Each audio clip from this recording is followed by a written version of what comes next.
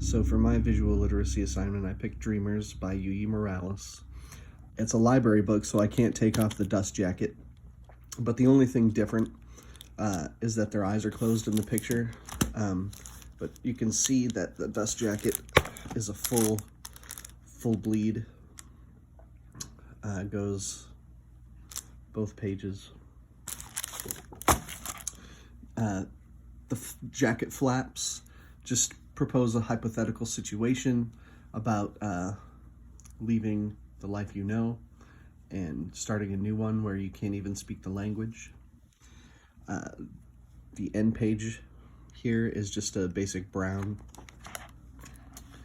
The title page shows her son sleeping at a desk, dreaming, with various pictures. I'm not really sure if the pictures have any meaning. They seem like doodles to me.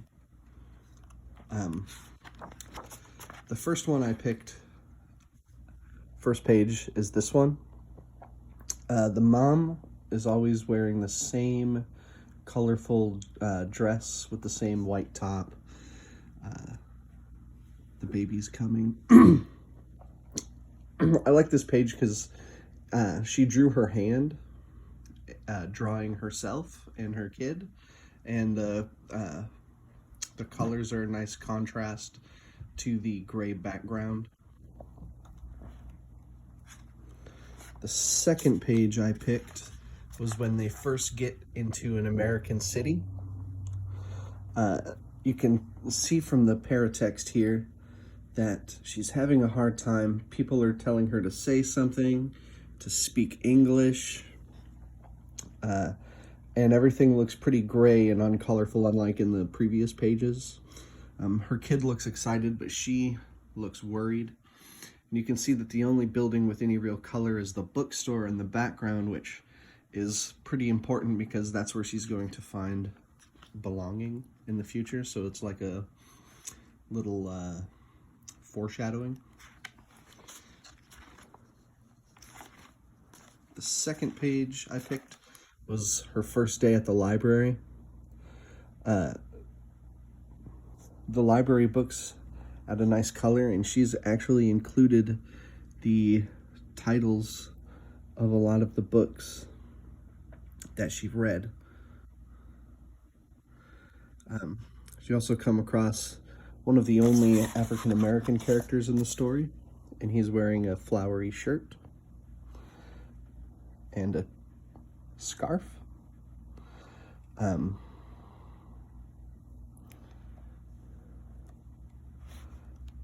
And once again, she's looking a little happier but distracted.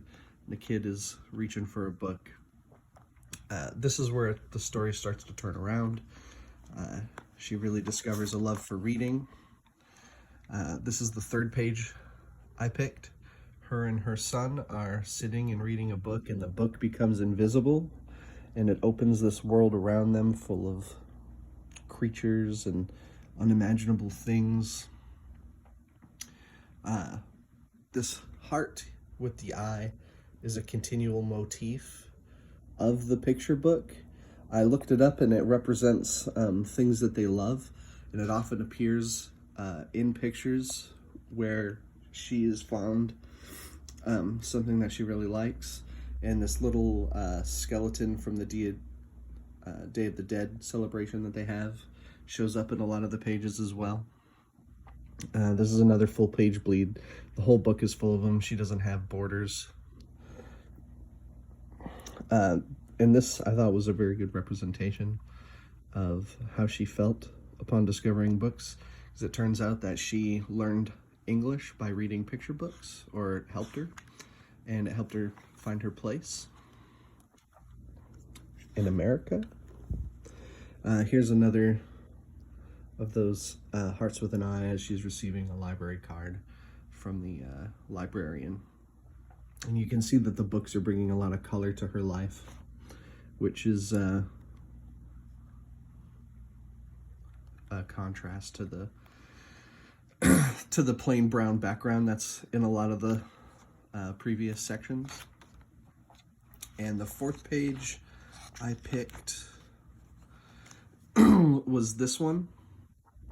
because it's not really bordered, but you can see that she's starting to draw her own books on what looks like paper.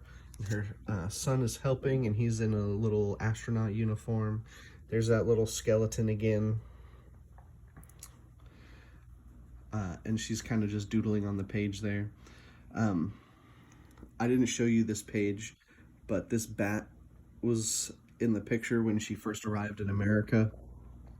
And this butterfly is a continuing motif of almost everything that she's in. And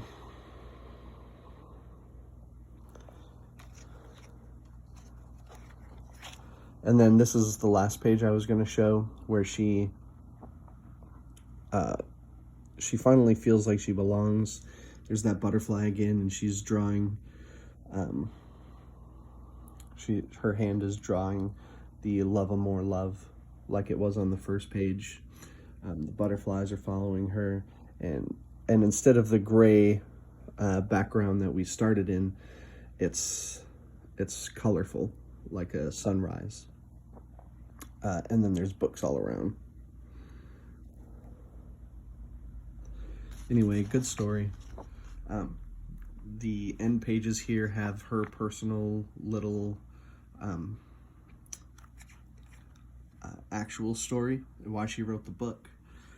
You can see that it's a picture of, it looks like almost her journal, and her journal has little butterflies in it too.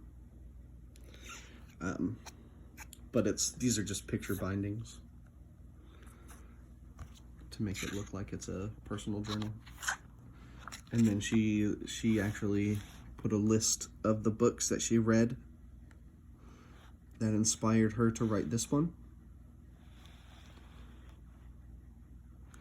which will be really helpful.